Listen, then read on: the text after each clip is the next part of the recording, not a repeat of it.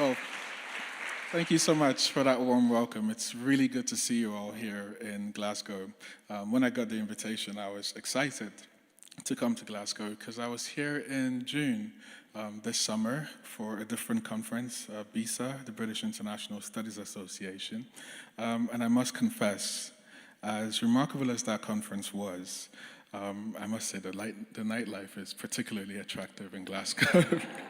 you know, the sorts of conversations you can have, just over a pint with people that are interested in knowing where you're from, was quite the attraction. So I look forward to pints after this as well. Melissa highlighted a very important African quote regarding nuclear weapons, and it reminded me of a quote that I brought to the attention of a group called the Elders about 2 weeks ago in London. And this quote is in the Yoruba language, and it goes, "Bigben yope akulolo akbe baba." And what this means is, given enough time, a stammerer is going to learn how to say the word father. Now, the fact that we have 12,000 nuclear weapons in the world today, most of them on high alert, with states that have differing conceptions of what security should be, given enough time, the stammerer is going to learn how to say the word father. Given enough time, it's only a matter of probability before nuclear weapons are used. It doesn't have to be a deliberate use. It could be accidental. It could be as a result of escalation of conventional political crises, but given enough time. And so we're sitting literally on a nuclear time bomb, and the question is, what are we going to do about it? So right before we started this panel, I was speaking with Tim, who brought my attention to another quote. So that quote is that Scotland is the only country in the world that can disarm a nuclear power. And that is, very, very remarkable. It's a very unique thing.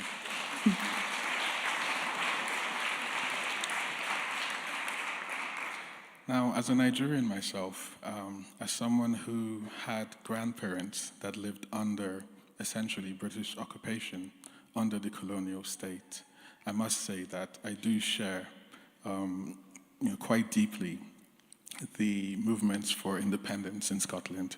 I'm not going to get into the weeds of the details of whether or not, Scots want this country to be independent, but I must say that if independence were achieved, you would be critically disrupting, one of the oldest nuclear arsenals in the world today.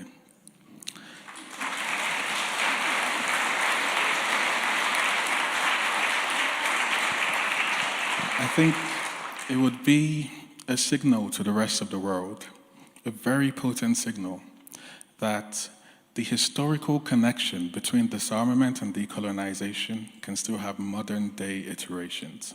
Think about it. If you were in Whitehall and you heard of Scottish independence, the logistical challenges and the nightmares that those in the MOD dream about is, where are we going to base our nuclear weapons?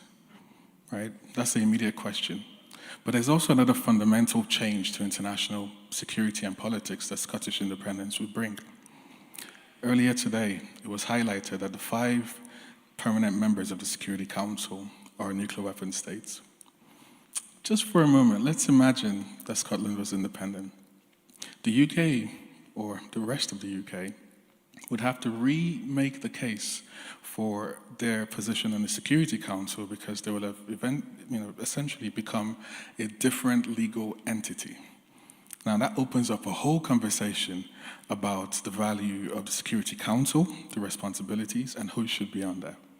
I mean, it's not too audacious to propose that if Scotland were independent, it has an equal stake to a Security Council seat as England and Wales. This will be the sort of disruption that will be fundamental, not only for our generation, but for future generations to come.